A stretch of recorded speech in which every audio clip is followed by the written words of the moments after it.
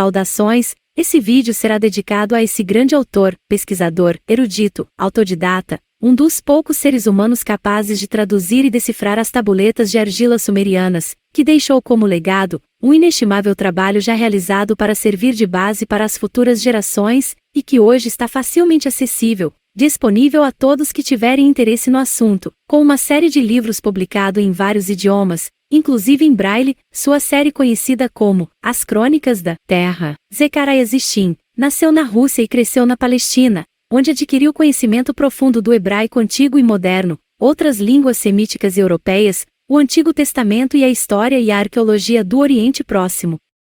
Tendo se formado na London University com graduação em História Econômica.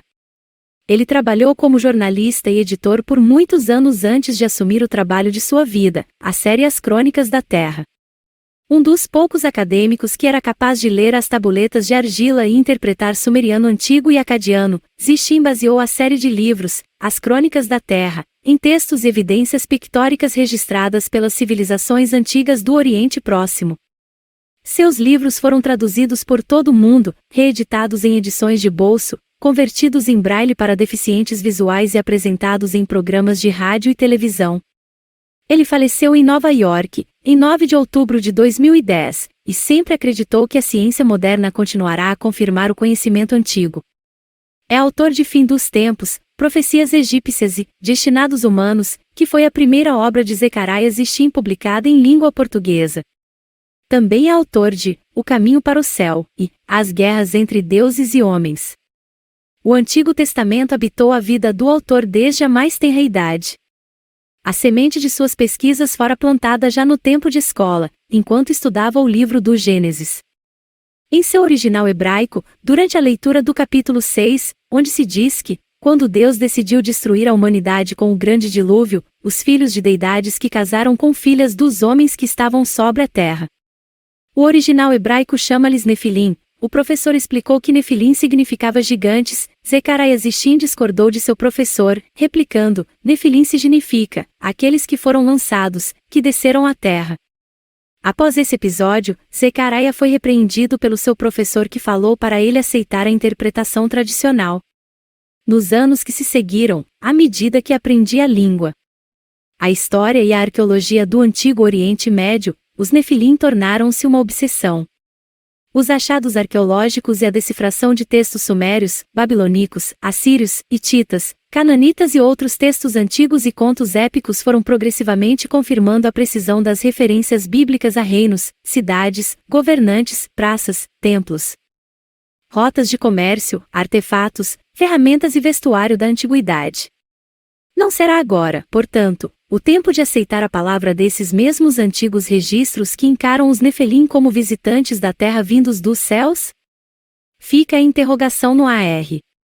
O Antigo Testamento afirma repetidamente: o trono de Javé é no céu, do céu o Senhor vigia a terra.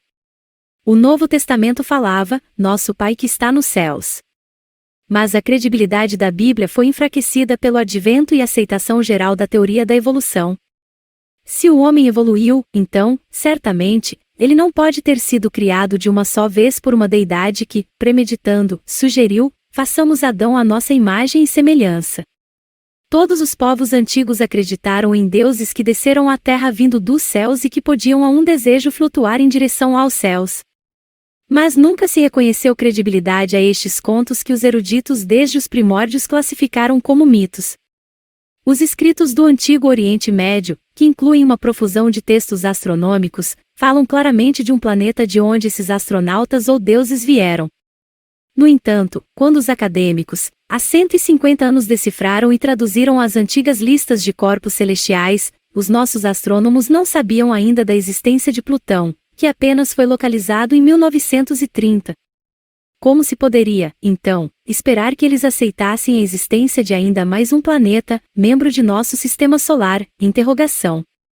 Mas agora que também nós, como os antigos, sabemos da existência de planetas para além de Saturno, agora, por que não aceitar a evidência antiga da existência do 12º planeta?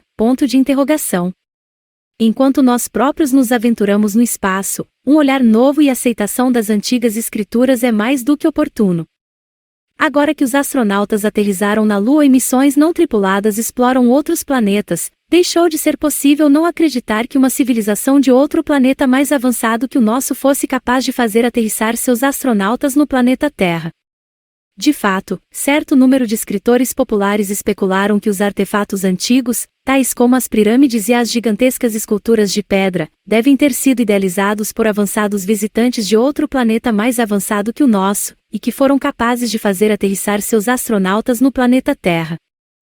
Com certeza, o homem primitivo não possui, por ele próprio, a tecnologia necessária? Eis a interrogação. Outro exemplo. Como foi possível que a civilização suméria florescesse tão rapidamente há quase 6.000 anos sem um precursor? Interrogação. Mas dado que esses escritores populares falharam, normalmente, quando se trata de mostrar quando, como e, sobretudo, de onde vieram esses antigos astronautas, suas intrigantes questões permanecem especulações sem resposta. Foram precisos 30 anos de pesquisa, de retorno às antigas fontes, de literal aceitação delas, para Zecharia recriar em seu próprio espírito, um cenário contínuo e plausível dos acontecimentos pré-históricos. Zecharia Sitchin trouxe uma nova luz sobre o significado dos acontecimentos no Jardim do Paraíso, da Torre de Babel e do Grande Dilúvio. Finalmente, o homem, biológica e materialmente dotado pelos criadores, acaba por expulsar seus deuses da Terra. Zecharia sugere que não estamos SOS em nosso sistema solar. Ainda assim, ele pode intensificar, mais do que diminuir, a fé numa onipotência universal. Esse vídeo tem por objetivo lembrar as pessoas de que é preciso aprender a ler as notícias, é preciso aprender a saber como ler um livro, é preciso aprender a saber como interpretar as informações. Infelizmente, mesmo dedicando toda a sua vida, estudando, pesquisando com afinco todos esses temas aqui apresentados, a crítica a esse grande pesquisador é imensa. Muitos céticos propagam sua biografia de forma a soar pejorativamente, tentando assim minar a credibilidade de seu trabalho, procurando rotular como pseudociência, pseudohistória, a fim de ridicularizar ou até mesmo desencorajar trabalhos dessa natureza. Mesmo com esse ambiente hostil, Zecharia não está sozinho, muito pelo contrário. Ainda assim, há diversos outros acadêmicos, assim como pesquisadores independentes, amadores vêm chegando às conclusões que vão de encontro com as teorias de Zecharia Sitchin e assim vão somando forças, levando o conhecimento a respeito da história oculta da nossa humanidade a um alcance cada vez maior. Os trabalhos de Zecharia Sitchin permitem concentrar um robusto material, fontes de pesquisa sobre conhecimento a respeito da cultura dos povos antigos, história, arqueologia e religião, assim como toda uma vasta variedade de assuntos que vão se ramificando para várias outras áreas, inspirando cada vez mais pessoas a pesquisar e melhor entender a respeito das reais origens do ser humano, assim como seu real propósito e papel a desempenhar nesse plano de existência terrestre. Um verdadeiro erudito, especialista na história e arqueologia do Oriente Próximo e do Antigo Testamento. Já atuou como consultor da NASA. Traduzia a escrita cuneiforme da Mesopotâmia e outras linguagens antigas. Era uma das poucas pessoas que era capaz de ler as tábuas de argila encontrada na Mesopotâmia. Ao ser inquirido a responder se outros estudiosos concordam com a versão que deu para o que estava escrito nas tábuas sumérias, era enfático ao confirmar: de fato concordam, pois é isto que as tabuletas de argila dizem, porque elas foram encontradas por arqueólogos nos últimos 150 anos, já foram decifradas e traduzidas, portanto, não havia como negar isso. Porém, pelo fato de as histórias envolverem os chamados deuses dos povos antigos, elas foram consideradas mitologia.